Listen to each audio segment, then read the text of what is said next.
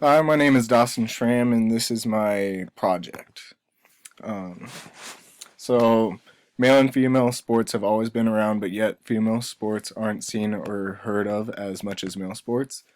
The articles I researched discuss how men and women are portrayed differently in media, from how they're talked to about to what kind of audience is viewing the different sports, and how many sports there are for each gender. Women are often talked about more negatively, such as weakness in ability, skill, and mentally. And one of the articles I read pointed that out a lot. For the newspaper, I observed the CDA press for my newspaper. It's where I grew up, so that's why I chose it. The newspaper has articles covering these high school sports: men and women's soccer, men's football, women's volleyball, and also cross country, which is non-gender. It also includes local men's college football as well as local youth sports. the the total of articles of just men and just women totaled out.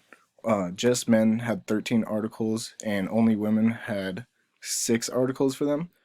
Both genders had 4 articles total in the week, and all the articles were of great length and didn't favor gender in any sort of length or how they talked about them. Um, for my method, over the past week, I've been looking at sports articles on the CAA Press's website. When researching the newspaper articles, I looked at their website to see how many articles included only men and only women, and how many of them included both genders. I also took note of how many pictures both genders had for their high school sport articles. My results in the newspaper articles that included both men and women, the men were talked about before the women always. The men also had more high school pictures with a total of 9 pictures compared to the women's 6 pictures. And again, the men only had 13 articles, where the women only had 6 articles.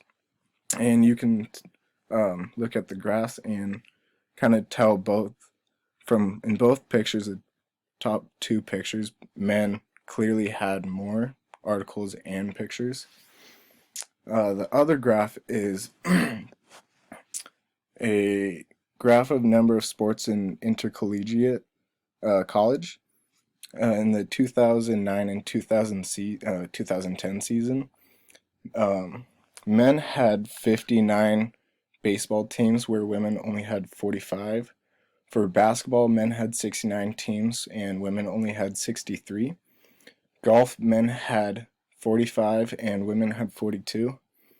Gymnastics, men had 10 and women had 26. Hockey, men had 9 and women only had 6. Tennis, men had 47 and women had 54. The total came out to men having 240 teams compared to the women's 236. Again, giving men more of an advantage. My conclusions, my results compared to the results of the literature review are the same when it comes to how men's sports are getting more media attention. You can find that in really any article, or if you look it up real quick.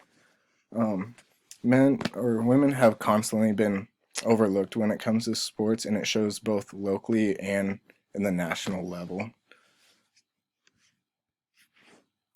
And there are my references.